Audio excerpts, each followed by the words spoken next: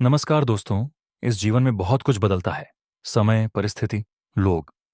लेकिन एक बात हमेशा स्थिर रहती है, वह है हमारे अंदर की शांति।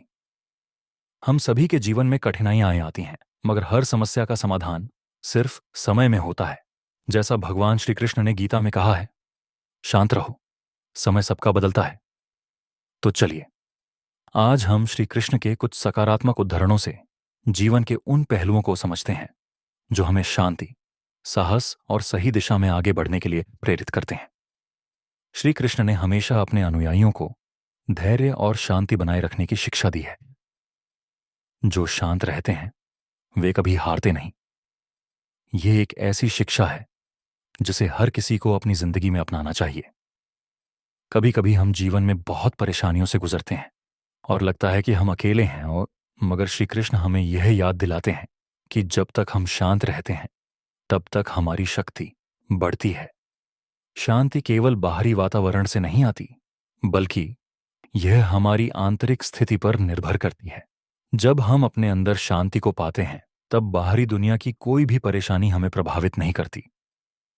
श्री कृष्ण कहते हैं, जैसे एक स्थिर जल में कंकर मारने पर भी कोई हलचल नहीं होती, वैसे ही एक शांत व्यक्ति हर तरह की अशांति से दूर रहता है।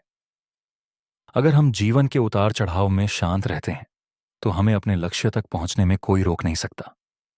भगवान श्री कृष्ण ने गीता में कहा था, जो कुछ भी हो रहा है वह तुम्हारे अच्छे के लिए हो रहा है। जीवन में जो भी घटनाएं घटित होती हैं उनका एक गहरा कारण होता है। जब हम अपने जीवन के इस सत्य को समझते हैं तो हम हर कठिनाई को एक सीख के रूप में देखते हैं, न कि एक बाधा के रूप में। हम में से बहुत से लोग सोचते हैं कि अगर हम किसी चीज को पाने के लिए पूरी मेहनत करते हैं तो हमें उसकी सफलता तुरंत मिलनी चाहिए। लेकिन भगवान श्री कृष्ण कहते हैं कि समय का अपना चक्र होता है। हम जितना धैर्य रखें उतना ही समय हमें हमारे संघर्ष का फल देगा। श्री कृष्ण ने अर्जुन को गीता में यह समझाया था कि जीवन में चाहे जैसी परिस्थितियां हों, हमें हर हाल में भगवान के दिव्य योजना पर विश्वास रखना चाहिए। हर छोटी बड़ी घटना का एक उद्देश्य होता है, इसलिए शांत रहो और विश्वास रखो कि जो कुछ भी हो रहा है वह तुम्हारे लिए अच्छा ही होगा। हम अक्सर अपने अतीत के बारे में सोचकर दुखी होते हैं। हम अपने पुराने रिश्तों, गलत फैसलों या बीती हुई घटनाओं को बार बार याद करते हैं। लेकिन श्री कृष्ण ने गीता में कहा था, जो बीत चुका उस पर अफसोस मत करो। जीवन में आगे बढ़ने के लिए हमें अतीत को छोड़ना पड़ता है।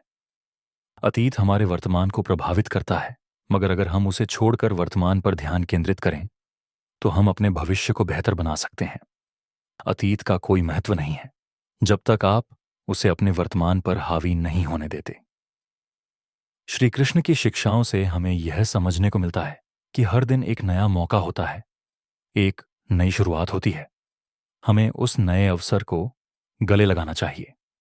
श्री कृष्ण ने गीता में कहा था, कर्म ही जीवन का सबसे बड़ा उद्देश्य है।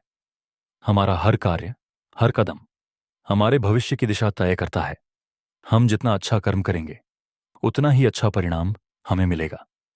इस जीवन में हमें अपनी नीयत पर ध्यान देना चाहिए, न कि सिर्फ परिणामों पर। जब हम बिना किसी स्वार्थ के ईमानदारी से कर्म करते हैं तो भगवान हमें उसका उचित फल जरूर देते हैं। श्री कृष्ण हमें यह सिखाते हैं कि हम केवल अपने कर्म पर ध्यान केंद्रित करें, क्योंकि यही हमें सही दिशा और शांति प्रदान करता है। कर्म ही वह रास्ता है जो हमें सही रास्ते पर ले जाता है। जीवन में डर एक ऐसी भावना है जो हम सभी को कभी न कभी अपने जीवन में महसूस होती है।